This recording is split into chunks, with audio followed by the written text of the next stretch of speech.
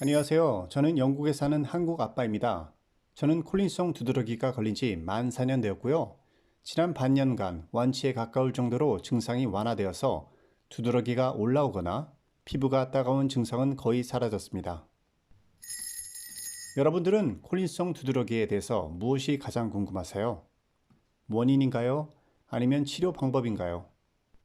저는 콜린성 두드러기에 처음 걸리고 나서 왜 콜린성 두드러기에 걸린 것일까에 대한 질문을 저에게 수만 번을 했고, 두드러기에 걸렸다는 사실을 수없이 부정을 했고, 왠지 하룻밤 자고 나면 이 병이 말끔히 없어지길 기대하곤 했습니다. 하지만 그런 기적은 일어나지 않았고요.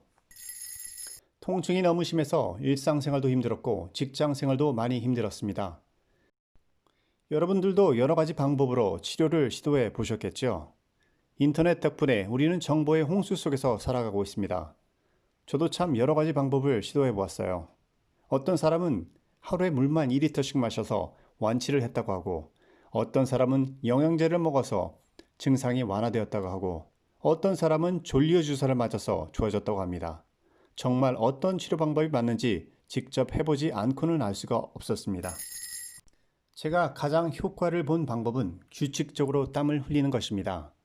처음에는 방법을 잘 몰라서 땀이 나기 바로 직전에 고통이 너무 심해서 차가운 물로 샤워를 하거나 얼음팩으로 체온을 낮추거나 선풍기를 틀어 놓기도 했습니다. 저는 콜린성 두드러기가 생기고 나서 땀을 거의 흘리지 않았습니다. 겨드랑이에 가끔씩 땀이 나는 것을 제외하곤 땀이 나는 일이 없었고요. 운동을 해서 땀이 나와야 할 상황에 피부가 하얗게 일어나서 보습 크림을 바르기도 했습니다. 일본의 요시미츠 박사가 2010년에 실시한 연구에 의하면 건강한 사람은 건강하지 않은 사람보다 땀을 더 많이 배출하고 더 빨리 배출한다고 합니다.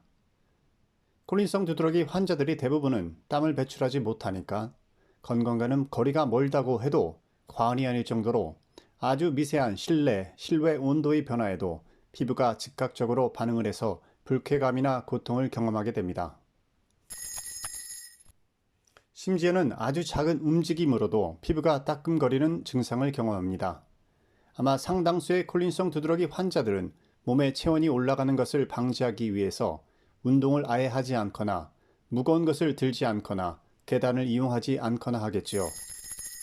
저는 심지어 겨울철에 실내에서 반바지와 반팔을 입고 생활을 했습니다. 난방은 거의 가동을 하지 않고 실내 온도를 최대한 20도 이하로 낮추려고 노력했습니다. 그런데 신기하게도 체온을 낮추고 주위 온도를 떨어뜨리려고 하면 할수록 아주 경미한 온도 변화나 감정 변화에도 피부가 따갑거나 가려운 증상은 더더욱 심해지는 것을 경험했습니다. 저는 콜린성 두드러기 치료에 대한 많은 정보를 페이스북 그룹에서 얻었습니다. 전 세계에 흩어져 살고 있는 2천여 명이 넘는 콜린성 두드러기 환자나 가족들로 구성되어 있고요. 회원 중에는 콜린성 두드러기가 걸린 지 한 달도 채 되지 않은 사람도 있고 수십 년간 콜린성 두드러기와 싸우고 있는 사람도 있습니다. 저는 3년 넘게 땀을 거의 흘리지 않다가 우연한 기회로 땀을 한번 흘리고 나서 피부 가려움 증상이 호전되는 것을 경험하고 일주일에 서너 번씩 운동을 통해서 땀을 배출하고 있습니다. 거의 완치에 가까울 정도로 증상이 완화되었습니다. 그렇다면 이렇게 인위적으로 땀을 배출해서 증상을 완화하는 스웨트 테라피를 해보았는지, 그리고 그 결과가 어땠는지 페이스북 그룹에 속해 있는 회원들에게 물어봤습니다. 아주 효과적이었다 36%, 일시적 효과가 있다 13%, 효과가 없거나 피부가 따갑기만 했다 16%, 시도해보지 않았다 33%, 거의 절반에 가까운 참여자들이 인위적인 땀 배출을 통해 일시적인 효과나 상당한 효과를 보고 있습니다. 겨울철에는 기온이 낮아서 운동을 하면서 땀을 배출하기가 쉽지가 않습니다. 그래서 저는 두톤 잠바를 입고 털모자를 쓰고 실내에서 자전거를 30분 정도 타고 있고요. 땀이 나지 않더라도 체온이 올라가서 몸이 후끈후끈 거리기만 해도 상당한 효과가 있습니다. 그러면 여러분들의 건투를 빌면서 짧은 영상을 마치겠습니다. 시청해 주셔서 감사합니다.